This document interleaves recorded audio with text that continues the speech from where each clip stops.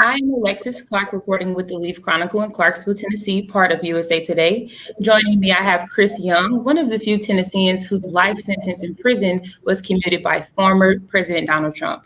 Alongside with Chris, we have former Chief U.S. District Judge Kevin Sharp. Sharp is a former judge who sentenced Young to life in prison 8 years ago, to later resign from his position to become an ally and an advocate for Chris. Thank you both for joining me today. Thank you.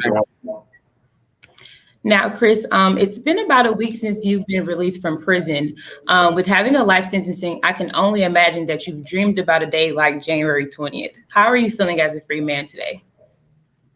Every day is euphoric. I'm elated, ecstatic. Every day. I've been dreaming about this day for 10 years, a month, and 10 days, and it's finally here. That is awesome to hear. We're glad to have you. What was your initial reaction when you realized that your case had national recognition in 2018 after receiving advocacy from Kim Kardashian? Well, that put me on a global platform, but I had already been recognized a few times by other agencies, such as Vice News. And I had already had the support by then of Judge Sharp and my amazing attorney, Ms. Brittany K. Barnett. She is the one who introduced me to Kim Kardashian. So they just definitely helped us elevate the attention and put us on another platform. And I appreciate everything Ms. Kim Kardashian has done. Chris, what are some things that you may have learned about yourself throughout this entire journey? I've learned my value. I've learned how I am beneficial, the potential I have. A lot of us, when we're out there in the streets, we fail to realize that we're not loving ourselves. There's no way you can love yourself if you're willing to sacrifice yourself. Unfortunately, that's the misconception that we have out there that, okay, I'm willing to die. I'm willing to go to prison for you. That means I love you. No, that doesn't mean you love that person. And it definitely doesn't mean you love yourself. And so now I've learned to love myself because I see the value of myself. That is awesome. I realize this answer may change over time, but do you want to return to society as a private citizen, or do you want to see yourself as a spokesperson, an advocate, or maybe a mentor with U.S. prison reform? What are your thoughts? Yes, I definitely want to use all the platforms and all the attention that's available to me to help reach back and free some of these other men and women. That's why I'm going to continue working with my attorney, Ms. Brittany K. Barnett, and her Buried Alive project. And we're going to continue to release some of these people that sentenced under these draconian laws. And we're going to also invest in them with her venture capital firm. And we're going to realize that it's genius behind bars and geniuses in our communities. We just have to put them in positions where they can flourish. I think that would be great. And I look forward to actually seeing you guys doing that. Can you tell me about a few people who have supported you throughout this entire process, dating back to your trial, if not earlier? Maybe family members, of course, former Judge Kevin Sharp, things of that nature. Yes, I mean, you have to realize I was locked up over 10 years. That's a long time. That's over a decade. So it's been many people that have came and went because unfortunately, some people have passed away, some people have died, and some people have moved on in their life, but that doesn't mean that they didn't love me. But someone that I would love to use this moment to speak on, it'd be one of my best friends, Clinton Person. Most of the people that know him personally know him as Bam. We grew up together. Now I've known him since elementary school, and my attorney, Ms. Brittany K. Barnett, was more than an attorney. She was everything for me. She was able to give me all the support I needed to help me stay focused mentally and be able to come out of prison and be able to have the support system I need, because her and Judge Sharp not only helped get me free, but they supported me emotionally and mentally. That's awesome. Do you have any regrets regarding this matter, or do you feel as though that this is your story and that you were placed in this predicament for a specific reason, maybe in regards to faith or things of that nature? Oh, you're right. Everything happens for a reason. If I could go back in time, would I still sell drugs? No, because I'm conscious and aware that there's better decisions I could make. So I definitely would change it if I could. Unfortunately, we haven't realized a way to travel back in time. And so since I can't, this has been a blessing in disguise. Because look at where I'm at right now. Look at the people I'm blessed to be in contact with. I totally agree. When you arrived to Nashville at the airport, one of the first people you reunited with is Kevin Sharp. Despite Kevin's own personal judgment under the three strike law, a third conviction means an automatic life sentencing. How does it feel to know that you have so much support from the person who sentenced you to prison only to advocate for you specifically later on? You said it best. His hands was tied. That was a mandatory minimum under the federal law. He had no choice. And I understand that. That was not his decision. That was a decision that was made by Congress long ago when they placed that statute into place. And so it felt good to see him because, like you said, he had the courage to speak out on my behalf. And I forever respect, love, and admire him because not too many human beings will do that. Can you tell us about those exact moments when you saw him at the airport? I saw a video of you two hugging and it seemed very emotional. What were your thoughts at that moment? As you know, he's been in contact with me. So the bond in the relationship and the friendship has increased over time. And so it was what any extended relationship feels like. This was a familiar person that I love and care about. And it was good reuniting with him. Not to mention the particular position I was in, coming home for the first time from being in prison over a decade from a life sentence. And to be back there reuniting with someone I love and care about, it felt good. That's awesome. Actually, Sharp, I would like to ask you the same thing. How did you react when you first heard about Chris being released? And how did you feel when you first saw him for the first time after 8 years? You know, we had started on this. I stepped down from the bench in 2017. And so this had taken years to get to this point. And when I was able to meet with President Trump back in September of 2018 with Van Jones and Kim Kardashian, one of the things we talked about was Chris. When he wasn't given clemency, when clemency wasn't granted at that time, I really thought this may be over, that President Trump will have moved on to whatever the next thing was, and that we weren't going to be able to get Chris out. So when the night before, on the 19th, I heard from Alice Johnson that Chris had made the list, I was stunned at that because I had, I knew he was going to get out someday. I just had that feeling. Didn't have it on the day that I sentenced him to 2 life sentences, but I had it later, particularly after I spent time with Brittany Barnett, and she made me confident that this day was going to come. But I had really just thought it's not this year, it's not this president, it may not be a clemency, there may be something else, maybe a change in the law and a resentencing. I didn't know what that was going to be. So when Alice Johnson called me and said, "I've been told Chris is on the list," I was stunned, and immediately called down to my wife who's trying to take care of kids. Chris is coming home. He's on the list, and she immediately knew who I was talking about.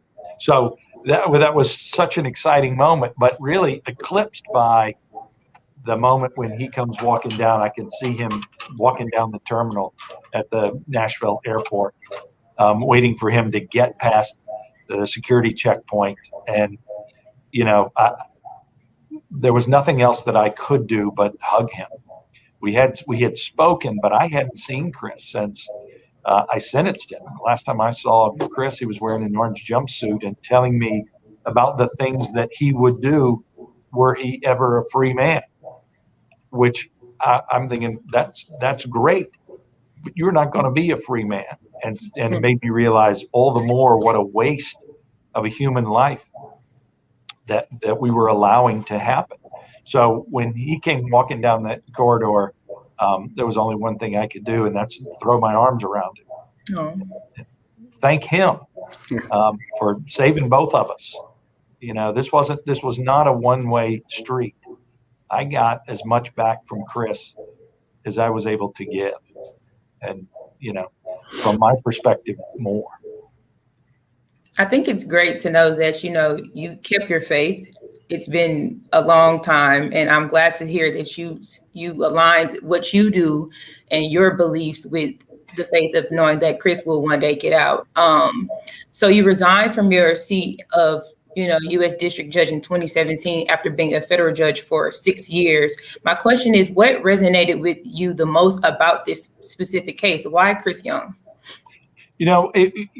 Chris became the poster child for this problem. I had been experiencing this from my time on the bench, but Chris really epitomized what was wrong with the system, that we were taking someone who was such an asset and who had such not just potential, but current existence that could give more to the community. And we were going to send him to prison for life. This made no sense to me. We weren't making the world a better place. We were diminishing it. We weren't making our community safer. There was nothing about a life sentence, or in this case, 2 life sentences, that made anybody better than they were before I said, you're sentenced to life in prison. And that, to me, was unconscionable and something that I could not live with. And there was a moment where Chris is telling me, all criminal defendants have the opportunity to talk to the judge before they're sentenced. And Chris is telling me the things that he will do.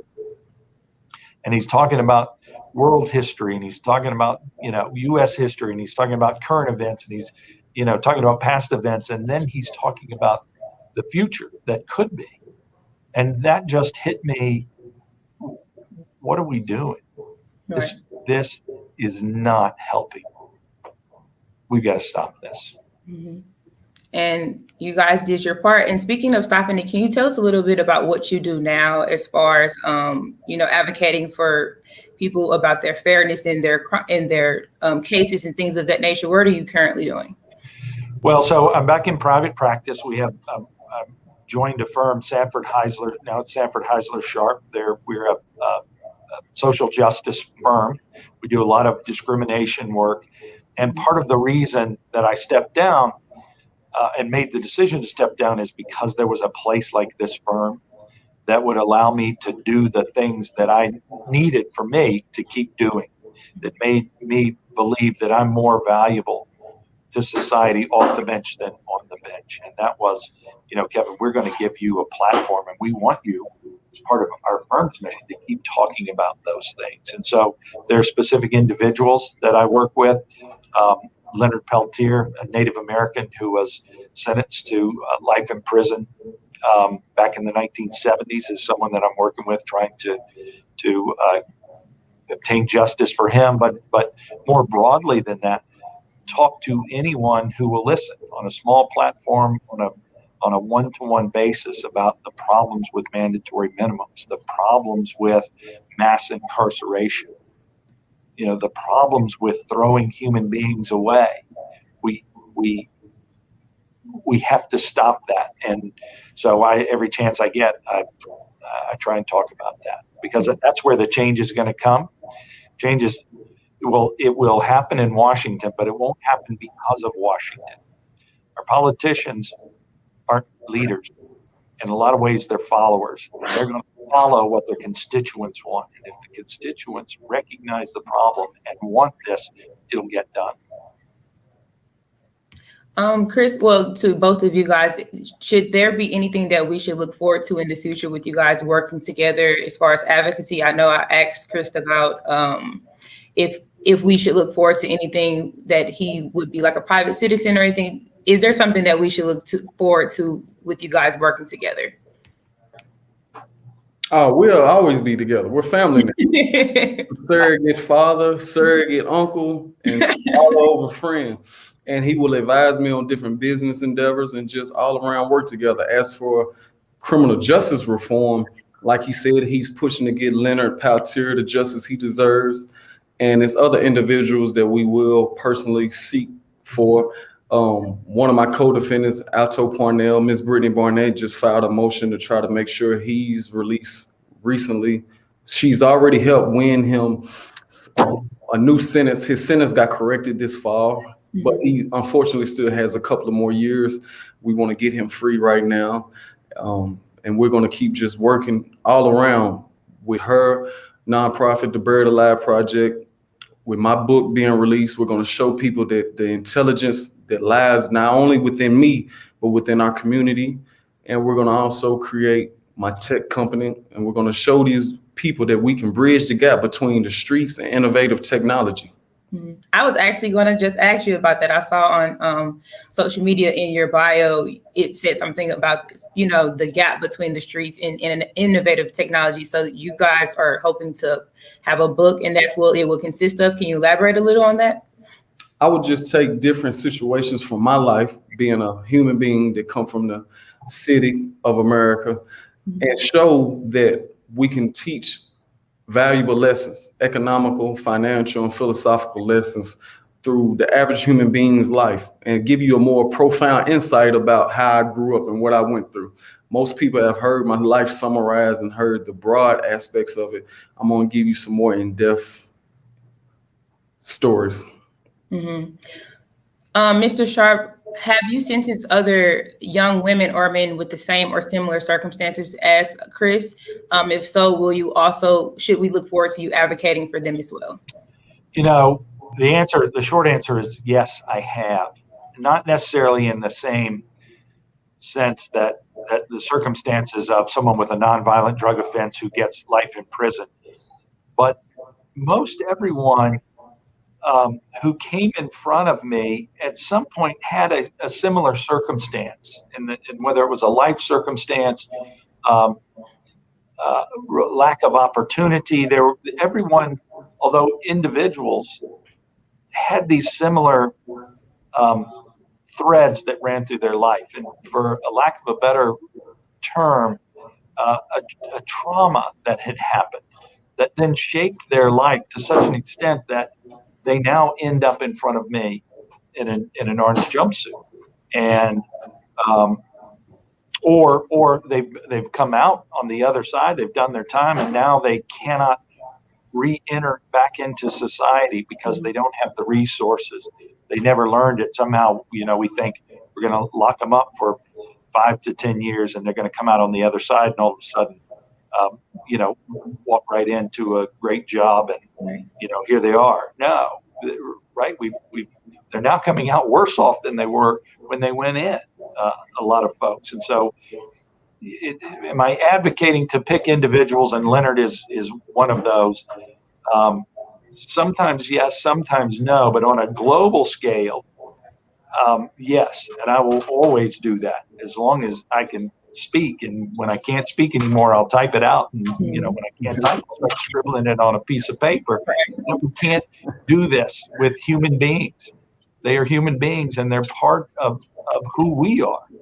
And so if I'm willing to throw you away, and it's interesting that Chris talked about it like this, of loving yourself. Well, part of that means that I've got to love you as well. And you can't separate us in that sense. There's not an us versus them. It's us. And until we realize that, we're all diminished for it. And so the short answer is yes, I'm always going to advocate for a change in the system. And there will be individuals who become an example of that issue of what's wrong with the system. But Brittany has said this before, is the system broken? The system is doing what it was designed to do. The system is set up to run people through, and it's set up to remove people from society. But what it's set up to do harms society. You got to think about the bigger, you're not asking the right question. The question should be, does what we are doing make us safer as a community? And the answer, more times than not, is no, it doesn't. And so we need to change what we're doing.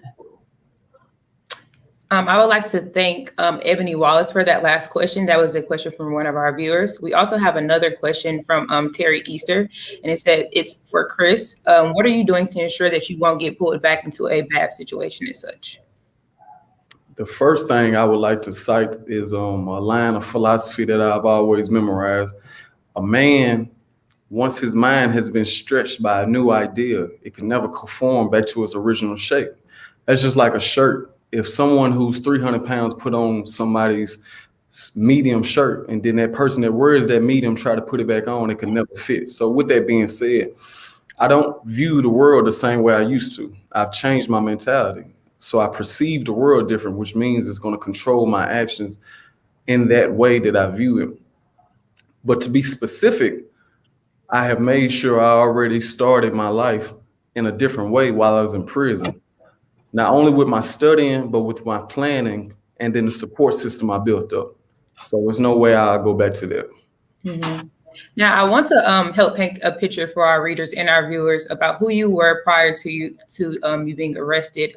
I know that you used to work at a funeral home. While growing up, you were surrounded by drugs. I know you spoke about the struggles that you dealt with growing up during your hearing. Can you tell us a little more about the struggles that you face now, and from then to now, how have you adjusted to that or changed from those struggles? First and foremost, I'm not a child, and I don't have to depend on those people that I had to depend on. And unfortunately, those people I had to depend on was struggling with drug addiction and other stress and depression that they was dealing with. So now I'm in a position where I'm an adult and I don't have to deal with that. So that's the main change that makes it where it's easier for me to make decisions that won't have the same outcome that those decisions had, because I was a child trying to fend for myself. Let me be correct.